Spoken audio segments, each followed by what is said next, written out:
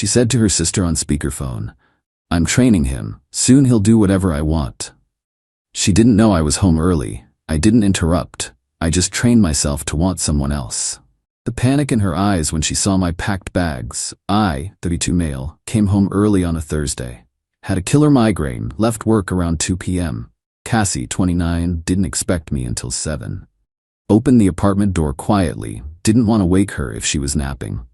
That's when I heard her voice from the bedroom, loud and clear. She was on speakerphone. "No, Mare, you don't get it. I'm training him, like literally training him." Cassie laughed. "Remember how he used to push back when I asked him to do stuff? Now he just does it." Her sister Meredith said something I couldn't quite hear. "Yeah, exactly. It's all about the system. You withdraw affection when they don't comply, reward them when they do. Ian's so desperate to make me happy that he'll do basically anything now. It's kind of pathetic but also convenient." I stood frozen in the hallway. 3 years together. Lived together for 18 months. Give it another few months, and I'll have him exactly where I want him. He's already doing all the cooking, cleaning, even makes my coffee in the morning how I like it. Dude works 50 hours a week and still comes home to handle everything. Meanwhile, I've been looking for the right job for 8 months? Meredith's response was muffled, but Cassie laughed again. "Please, he's not going anywhere. Where would he go? He's invested." Sunk cost fallacy. Plus I've got him convinced that no one else would put up with his workaholic tendencies. Honestly, once you understand male psychology, they're easy to manage. I backed out of the apartment, closed the door silently. Sat in my car for maybe 20 minutes, just processing. 3 years. I thought we were partners. Turns out I was a project. Here's the thing. Cassie was right about some of it. I did do most of the housework. I did make her coffee every morning. I did work long hours and still handle the grocery shopping, meal prep, laundry, but I thought I was being a good partner, thought we were building something together. Instead, she'd been running psychological experiments on me, like I was a lab rat. I drove around for an hour, grabbed coffee, sat in a parking lot and made a decision. I wasn't going to confront her, wasn't going to argue or fight or try to make her see how messed up this was. People like that don't change. They just get better at hiding it. I was going to do exactly what she accused me of being too invested to do. Leave, but methodically, carefully, the way you dismantle something you built. Got home around 5, acted normal. She was watching TV, barely looked up when I came in. "Hey babe, you're home early." Migraine got better, figured I'd work from home tomorrow instead. "Oh, can you make that pasta thing for dinner? The one with the sun-dried tomatoes?" "Sure." I made the pasta. We ate. She talked about her day, some drama with her friend group. I nodded, responded at appropriate times. Inside, I was already gone. That night, lying next to her, I planned. Our lease was in both names, up for renewal in 3 months. I'd been hesitant about renewing, wanted to look for a bigger place, maybe buy something. Cassie kept saying we should wait. Now I understood why. Easier to keep someone manageable when they don't have roots. I had enough saved for a solid deposit on my own place. My name was on all the utilities. The furniture was mostly mine from before we moved in together. Started the next day. During my lunch break, I looked at apartments. Found a decent 1-bedroom about 20 minutes away. Filled out an application, got approved by Wednesday. Didn't tell Cassie. Instead, I started pulling back. Not dramatically. That would tip her off. Just slowly reducing my effort. Stopped making her coffee in the morning. When she asked why, I said I was running late. Started meal prepping only my own lunches. When she noticed, I said I was trying a new diet plan and didn't want to force it on her. "You've been acting weird," she said after about a week. "Just stressed with work." "Well, don't take it out on me. I need you present in this relationship, Ian." "I'm here. Are you though?" I looked at her. Really looked at her, saw the calculation in her eyes. She was running through her playbook, trying to figure out which manipulation would work. The guilt trip, the accusation, the tears. "I'm here," I repeated, "just tired." She softened, came over to hug me. "I know, babe, you work so hard. Maybe we should plan a weekend away? Just us?" Maybe. Over the next 3 weeks, I systematically prepared. Opened a new bank account at a different bank, started having my paycheck split, keeping just enough in our shared expenses account to cover my half of rent and utilities. Rerouted all my personal bills, went through the apartment, made a mental inventory of what was mine. Bought boxes, kept them in my trunk. Started reconnecting with friends. Cassie had slowly edged out of my life. Guys from college, coworkers I'd stopped hanging out with because Cassie always had plans for us or needed me home. "Where are you going?" she'd ask when I said I had plans. "Basketball with Greg." "You haven't played basketball in like a year." "Yeah, been too long. Should be fun." Her face would tighten. She didn't like it, but she couldn't quite figure out how to stop it without showing her hand. Called the landlord, told him we wouldn't be renewing. He was cool about it, said he appreciated the notice. Cassie's name was on the lease too, so she'd get the notification, but that was fine. By the time she did, I'd be gone. The shift in me was real. Wasn't even forced. Once you see someone for who they really are, you can't unsee it. Every "I love you" from her felt like a lie. Every touch felt manipulative. I was polite, cordial, but the emotional connection? Dead. "Are you seeing someone else?" she asked one night, about 5 weeks after the speakerphone conversation. "No, you're different, you're distant. Just focused on work, big project coming up." "You're lying." Her voice had an edge now. "I can tell when you're lying." "I'm not seeing anyone else, Cassie, I'm just tired." She tried a different tack, started being extra affectionate. Cooked dinner twice, badly, but she tried. Suggested we watch my favorite show. Initiated intimacy more frequently. I went through the motions. But inside, I was counting down days. Lease ended on the 31st. I planned to move on the 29th, a Saturday. Took the day off work, told Cassie I had to go in for an emergency project. Instead, I went to my new apartment, did the walkthrough, got the keys. Then I went home at 3 p.m. and started packing. Update 1. She came home around 4:30. I heard her key in the lock, her footsteps. Then silence. I was in the bedroom, loading clothes into boxes. My clothes. Had already packed my books, my gaming console, my kitchen stuff I'd brought into the relationship. "Ian?" Her voice was uncertain. "What are you doing?" I looked up. "Packing. I can see that." "Why?" "I'm moving out." Her face went through about 5 emotions in 3 seconds. Confusion, disbelief, anger, panic, then this calculated calm. "Very funny. What's this actually about?" "This is about me leaving. Lease is up in 2 days. I'm not renewing." "We didn't discuss this. You can't just decide." "I can actually, and I did." "Ian, stop."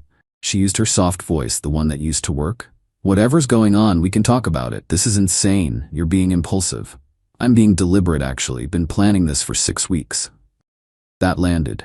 Her expression changed. 6 weeks? What happened 6 weeks ago? "I came home early, heard you on speakerphone with Meredith, the training conversation." All the color drained from her face. "That was, I didn't mean." "You meant it, and you were right about some of it. I was trained, I was doing everything while you did nothing, but you were wrong about one thing." "What?" "You said I was too invested to leave. Turns out, once you realize someone sees you as a project instead of a partner, it's pretty easy to check out." She switched tactics fast, the tears came. "Ian, please. I was just venting to my sister. I didn't mean any of that. You know how sisters talk, we exaggerate." "Don't. I'm not doing this." I went back to packing. "Where are you going? Got my own place? You got an apartment? Without telling me?" "Yep. This is insane. You can't just abandon me. We live together. We have a life." "You have a life. I had an arrangement where I worked and did housework while you found yourself." "That's not fair." "You're right. It wasn't fair. That's why I'm leaving." She started crying harder. "I love you. We can fix this. I'll change."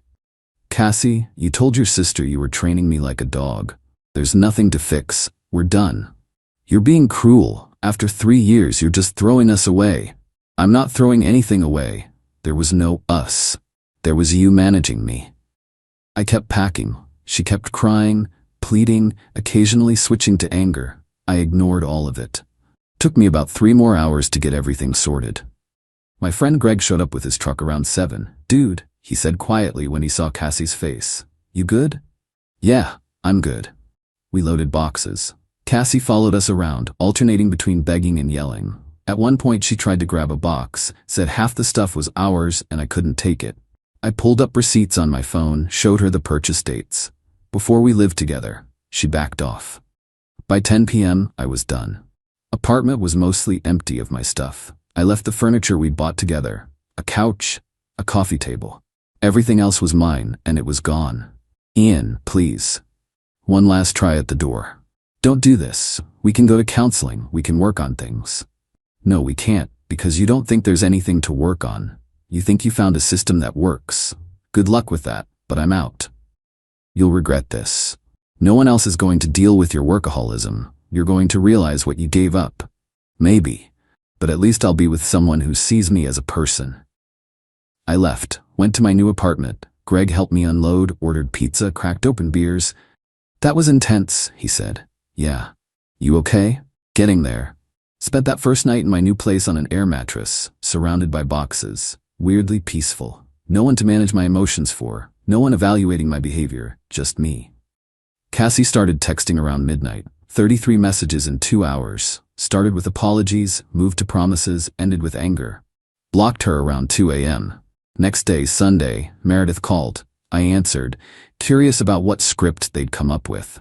Ian, it's Meredith. Cassie told me what happened. Did she tell you I heard your conversation? The training one? Silence. That was taken out of context. There's no context that makes that okay, Meredith.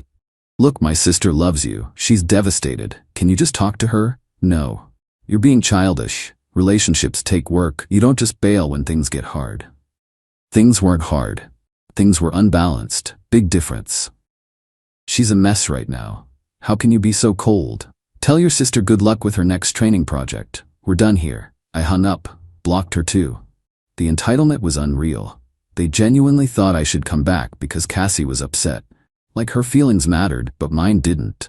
Like overhearing someone plot to manipulate you was something you just get over. Nah. I was done. Update 2. First week was quiet. Too quiet. I kept waiting for the other shoe to drop. It dropped on day 9. Cassie showed up at my office. Security called up, asked if I wanted her sent up. I said no. She tried to push past, apparently, and they had to escort her out. My boss caught wind of it, pulled me aside. Everything okay? Security said your ex tried to force her way up? Yeah, sorry about that. Going through a breakup. She's having trouble accepting it. I'll make sure it doesn't happen again. No problem. Just wanted to check. Let us know if you need anything. That night, Cassie was waiting by my car in the parking garage. This is borderline stalking, I said. I just want to talk. We have nothing to talk about. Ian, please. I made a mistake. One stupid conversation with my sister and you're throwing away 3 years. It wasn't one conversation. It was your whole mindset. The conversation just showed me what you really thought. I'll prove it to you. I'll get a job. A real job. I'll do all the housework, whatever you want. I don't want anything from you, Cassie. That's the point. There's someone else, isn't there? That's why you're being like this. There's no one else. I just don't want to be with you. Her face twisted. You're pathetic. You know that? You're going to end up alone. No one's going to put up with you like I did. Probably right. Good thing I'd rather be alone than managed. I got in my car. She slapped the window, yelled something I couldn't hear. I drove away. Next came the family campaign. Her mom called. Her dad. Meredith again from a different number. All with variations of the same message. I was being unreasonable. Cassie made a mistake. Relationships require forgiveness. I was abandoning her when she needed me most.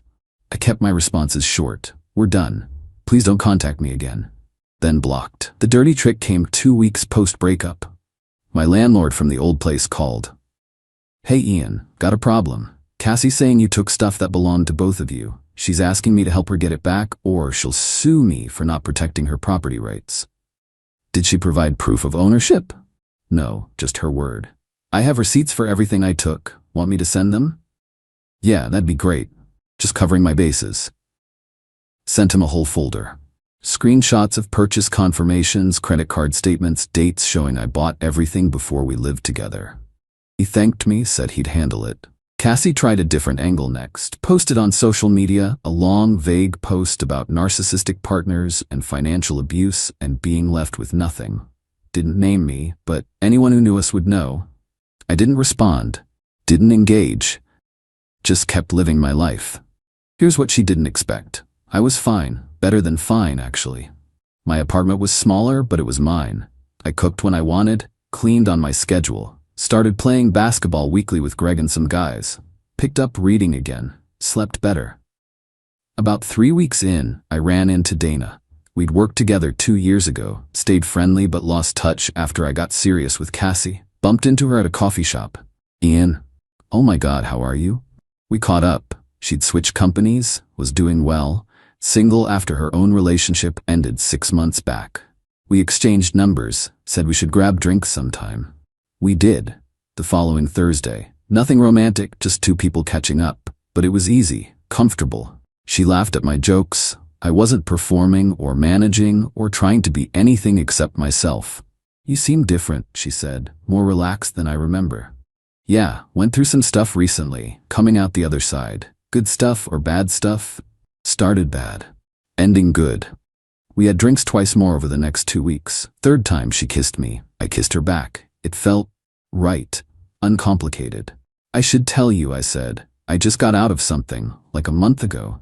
I know, your social media made it pretty clear. You saw Cassie's post? Everyone saw it. Most people saw through it too, if that helps.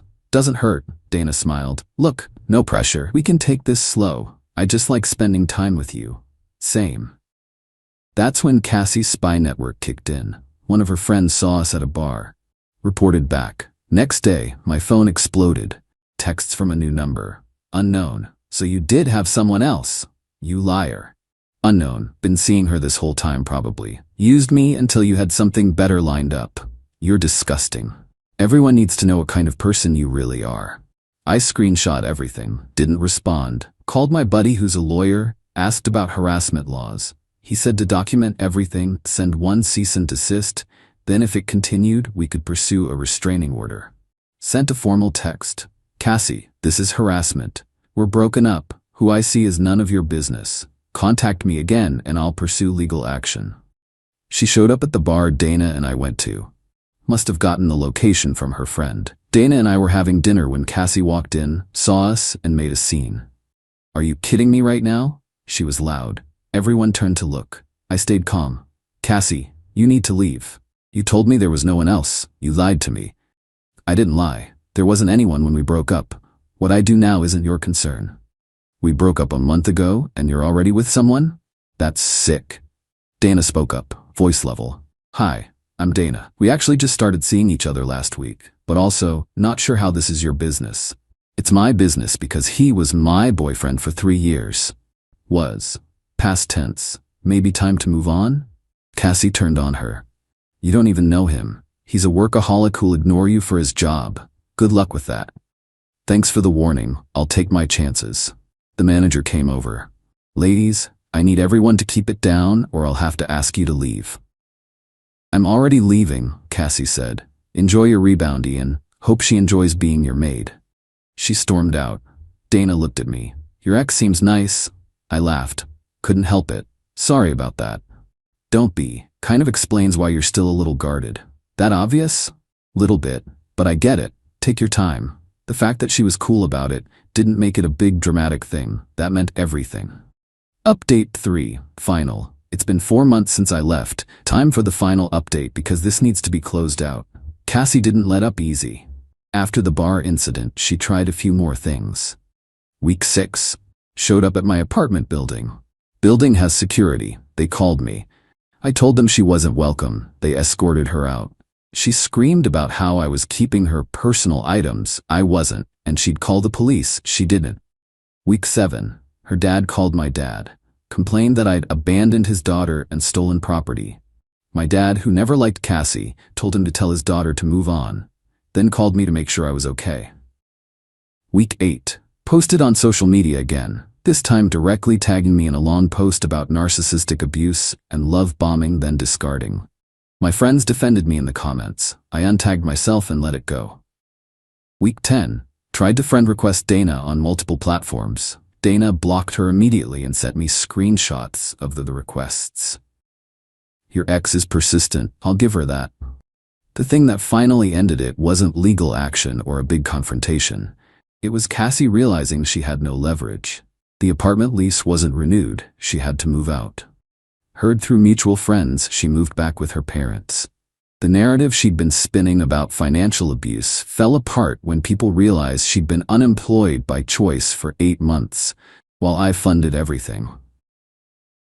Her friends started distancing themselves after the bar scene. Apparently, making a public spectacle isn't a good look. The few who reached out to me got the real story.